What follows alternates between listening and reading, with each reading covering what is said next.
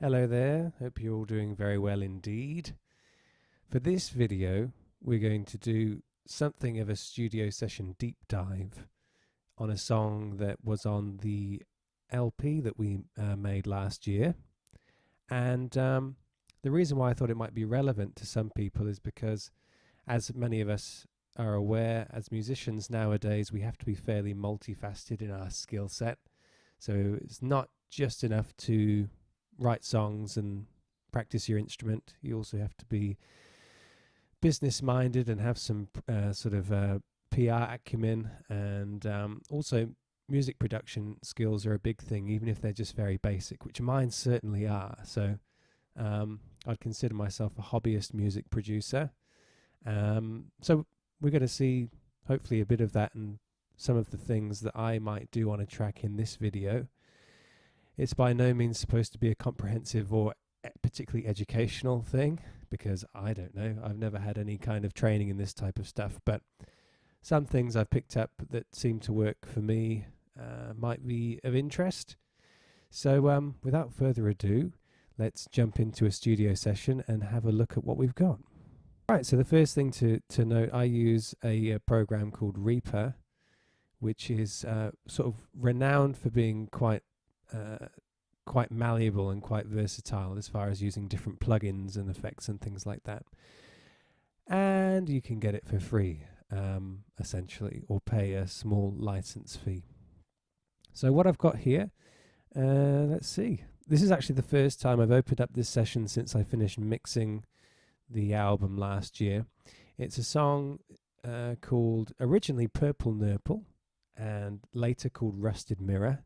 And what I actually did, and you'll hear this in the song, is I took the original version, the Purple Nurple, which was more of a jazz tune, and I fused it with what it later became, which has a different timbre and has samples and that type of thing. So I chose this track specifically because I thought it might be interesting from a production point of view, because it's not just a bass, drums and guitar type of a formula. So without further ado, cheers.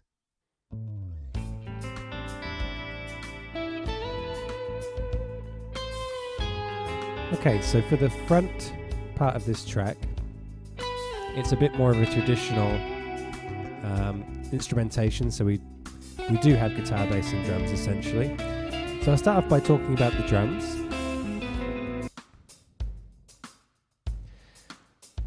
Now, anybody that's tried to make a record before will know that getting studio time, particularly to record drums, can be a costly and time-intensive process. So it's fairly common, I suppose, to use programmed drums, which is certainly what I've done on this record. But as you can hear, I think they sound pretty good. I'm using a program called Superior Drummer 3, which looks like this. So you can even see the drums being played in real time. The way I'd program these would be down here, sorry, it's been a while. All this MIDI information down here, and then you can actually mix the drums within the program itself. So I have a separate sort of mix set up for those. We'll drop them back in the track.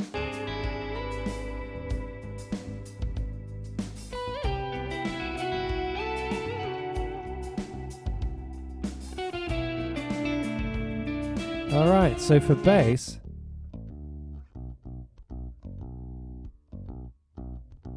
just pause it there. So with this bass part, because this song is a pretty old song, I wrote this maybe 7 or 8 years ago. And the bass part, which is played by my father, who's the only other player on this track, he laid this bass part down for me as a demo way back. So I had it as a DI sort of performance. And I normally like to do that, and more often than not, as you'll see on my template here, I have a bass amp track. So I also like to capture an amp sound either through the Line 6 Helix, or you could mic up an amp if you wanted. But I have 2 DI tracks here, one for the low frequencies of the bass and one for the high frequencies, and I have them both occurring in parallel. So for the low frequencies, what I've got is, we'll just solo it.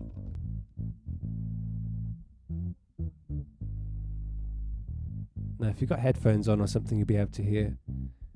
That's essentially like a more subby bass mix. So you can see I've low passed everything below about 500. And that cuts out all the high end of the bass, so you're just getting the low end, which is good because now you've got control over the kind of the beef. And then put a compressor on there, and then a limiter to sort of like a brick wall limiter to bring the level up and to even things out. So I found that's really important with getting a good bass track, is having a nice even low end. Now, looking at just the high end, you can hear that's got more of the attack. So from about 100 Hertz, I've high passed. So I've cut all this low stuff out here, and we've just got the attack of the notes really. And some compression.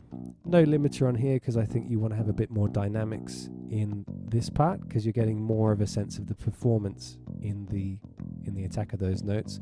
Now, yeah, normally I would mix in as well a bass amp, which might have some subtle distortion or saturation on there. But yeah, that's pretty much how I process all bass guitar for this type of application.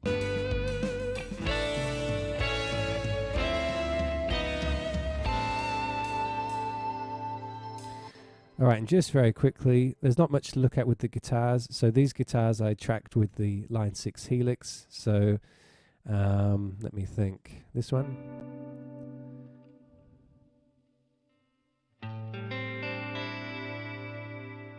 So it's quite a nice kind of chorused sound. Now, something I do, which I might get into a bit more later, but oh no, I'll talk about it now. So this is probably worth mentioning. So I don't like to, unless I'm doing like a big rock or metal sounding guitar track, I don't like to double track too often. Instead, I like to create width and space by just creative panning, so where you place something in the stereo field.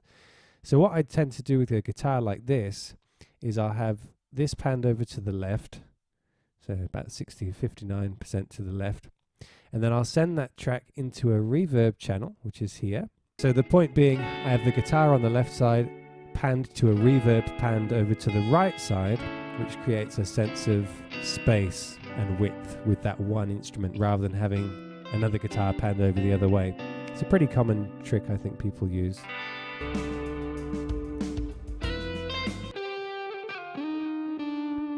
Lead guitar's panned in the center.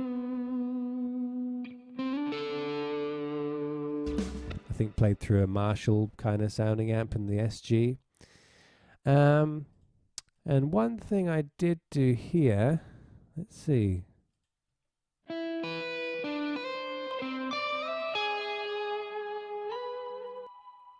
I played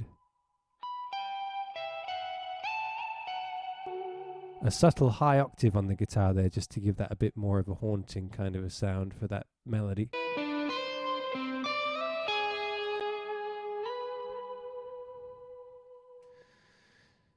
So yeah, that's pretty much the extent of what's going on in this first half of the track. It's nothing too crazy. More of the interesting stuff happens in the second half. So we have our song, we've had the melody and the chord progression, and now we're going to transition into the more sample-based half of the track.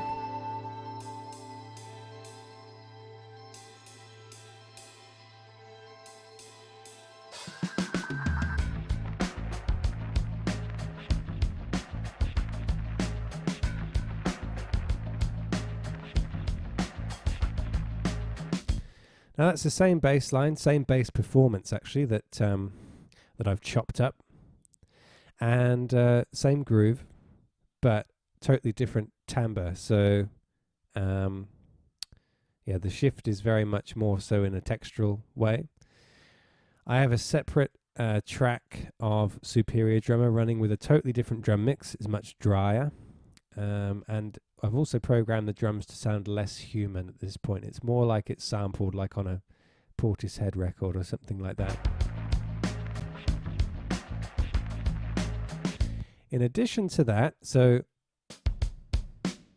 that's the drums by themselves. But we also have some percussion going on here as well. So we have this layer here, which is kind of a mixture of stuff, delays and things like that. That's the only sample running at this point. So you combine that with the drums.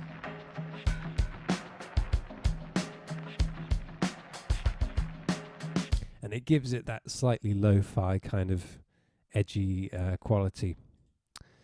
Drop the bass in, which is much more subby on this half of the track. And then what we're going to get coming in here is a bit of guitar and our first vocal of the tune. So we'll check that out.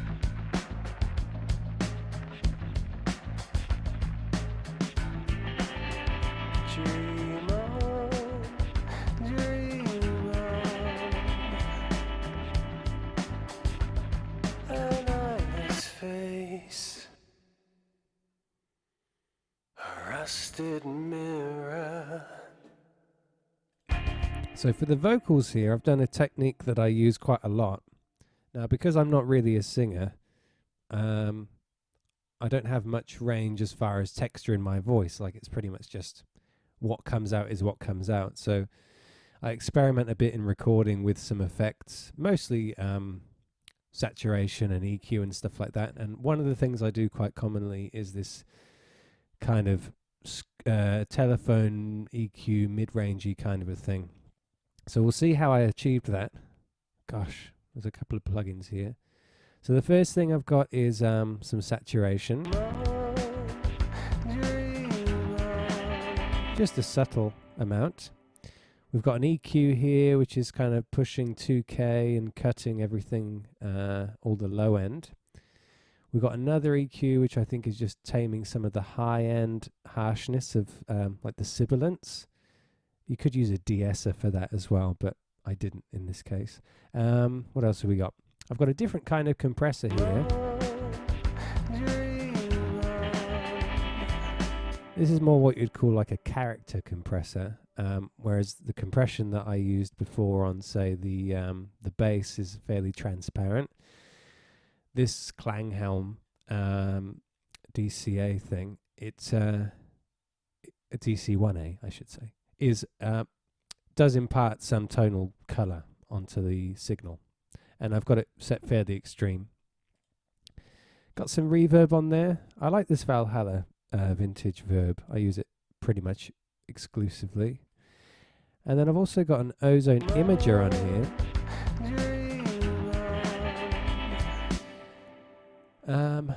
Just to give it a little bit more width. It's I don't really, it's one of those things where I don't want to use it too much, because when you start messing with the imaging in plugins, you can have phase issues and things like that. So it's just a subtle thing, just to give it a little bit more of a wide kind of a sound.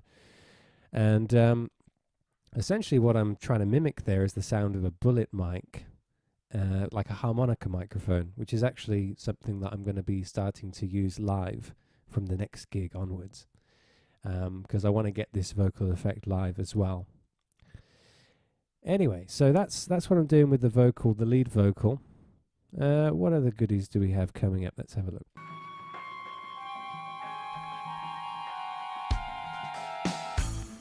So that's a silly little bit. We've got a few vocal layers in there, kind of buried underneath. The drum sample keeps going, and then we have our first appearance of the mellotron.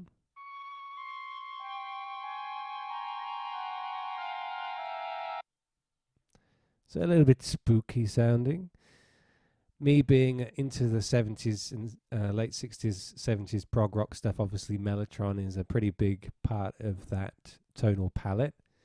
But I just like the sound of it because it's, it's not clear. And I also have a pretty it's like a free plugin, so it sounds really ropey and really nasty, but I like that in a mix.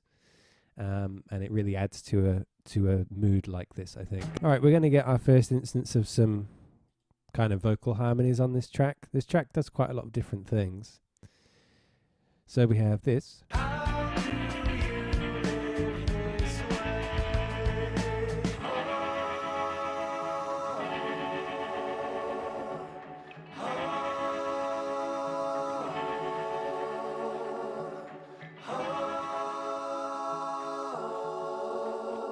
So pretty standard stuff. I guess so when I do backings, I usually do 2 or 3 parts and double each one. So I've got 6 tracks of backing vocals there doing the ahs. And quietly in the background, you still have that percussion loop going a little bit as well.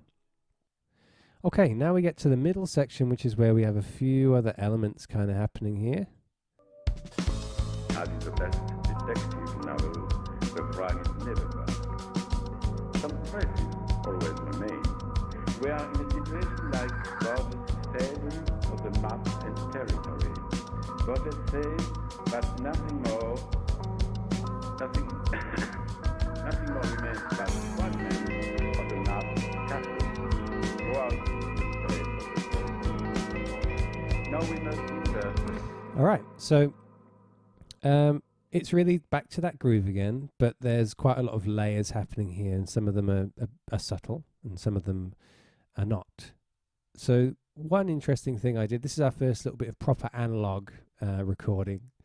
So in some of my more sort of soundscapey based music that I do, I'd sometimes like to mess around with cassette tapes and slowing down and speeding them up and processing them in ways, and that's what I ended up doing here for these guitar parts.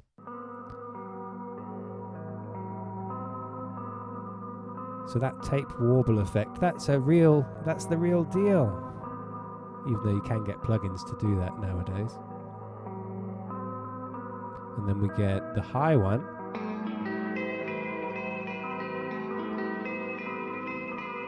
So that one's to pitch, but it's still got the warble.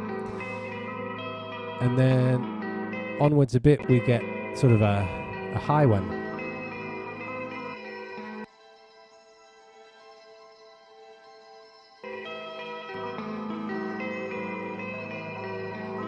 So they're all panned around the spectrum, and they create a bit of a atmosphere to go along with that bass line. Now, as far as the drums go, they drive pretty hard through this section.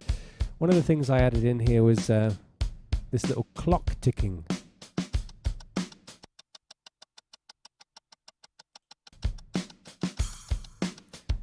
Which again is just a subtle thing to propel that rhythm a little bit more.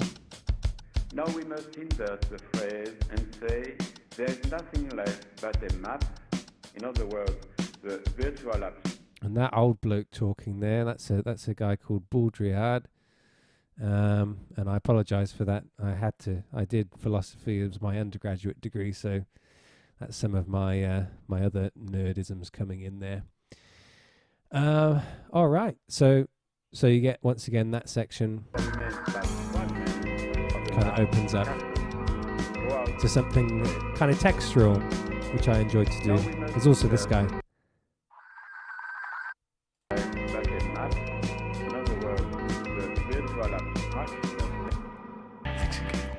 Okay, so our next big event of the song, I suppose, is where we recapitulate the ending of the Purple Nurple section with some fairly big vocal harmonies and back to the more traditional instrumentation. So that comes in at the end here. Just a bit better.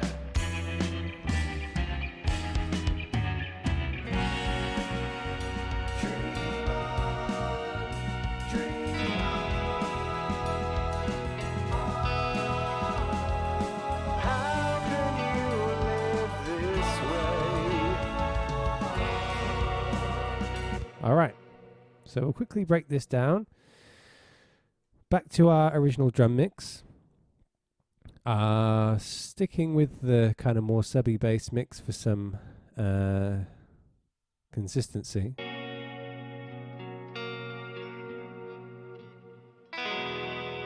Chorusy guitar. We've also got some acoustic guitars here.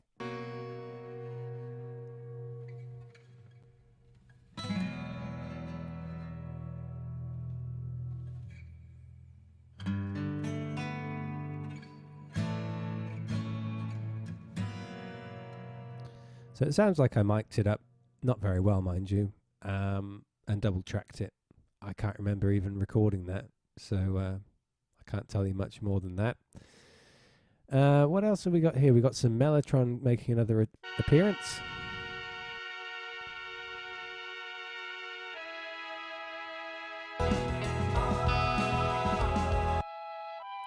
Got two Mellotrons actually. Why have one when you can have two? Flute and strings together. That sounds nice, doesn't it?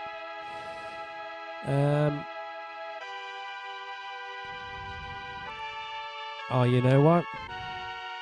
A third Mellotron at the end.